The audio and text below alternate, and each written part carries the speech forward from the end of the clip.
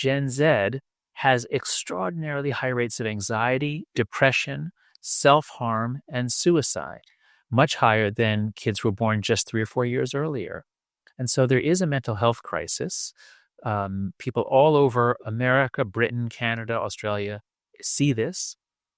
And so the book is, it turns out, while it started with what's going wrong on American campuses, it turned into what did we do to Generation Z?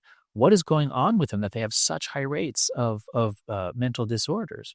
And one thing I'll say up front is that one of the best things I found about Gen Z is that they're not in denial at all. They see that their generation has problems. They understand that those problems are intimately tied up with the move of social life from normal interaction to online or social media interaction. And so this is the puzzle we have to unpack. What happened, why, and what do we do about it? So let's frame this discussion in the broader context in which overall on this planet for our species, things are generally going well.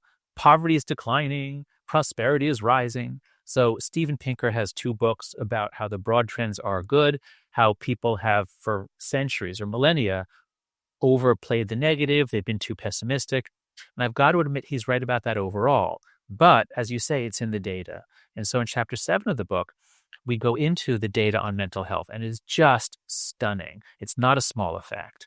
If you trace out levels of depression or anxiety in American teenagers, it's fairly steady. Girls have higher rates than boys, especially the gap opens up around puberty. Girls have higher rates than boys, but for both sexes, the numbers bounce along until right around 2012, 2013, and then suddenly the boys go up and the girls go way up. And that's true for depression and anxiety, nothing else. So it's not as though they just suddenly are happy talking about things. They're not suddenly loosening up diagnostic criteria and saying, oh, I have schizophrenia. Oh, I have bipolar disorder. No, it's only anxiety and depression. The rates are way up for girls. And if you look at younger girls, the preteens, 11 to 14, that's where you often see increases more than 100%. The rate of self-harm, the rate at which preteen girls are hospitalized because they cut themselves deliberately, is up 189% in the United States. Similar sorts of data in Britain, Canada, Australia. I haven't found the self-harm data, but anecdotally it's happening. And it's very high. And I have found and the girls have been catching up. That's right. There wasn't so much of a difference in the attempt between boys and girls, but boys more often succeeded.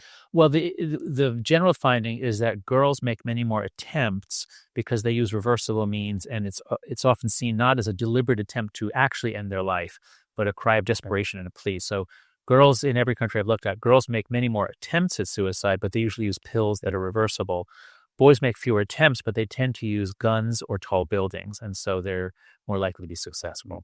But the rate of completion for both sexes is up, and in America at least, girls are closing the gap with boys because their rate is increasing so much faster. Well, as you said, now social media can be so powerful that people can be cancelled, and as we've learnt in this country, that can literally result in people taking their own lives. It's pretty profound. That's right. That is thought to be one of the reasons why teen suicide is going up in many, many countries. Because look, it's hard. I think of myself as fairly tough. I'm pretty good in an argument. But the times when my reputation has been attacked publicly on social media, it's very painful in a way that I hadn't anticipated. A reputational destruction is painful in a way that is unlike anything else. And it is a reason throughout history when people have committed suicide, when your reputation is sullied, it's a common thing to commit suicide.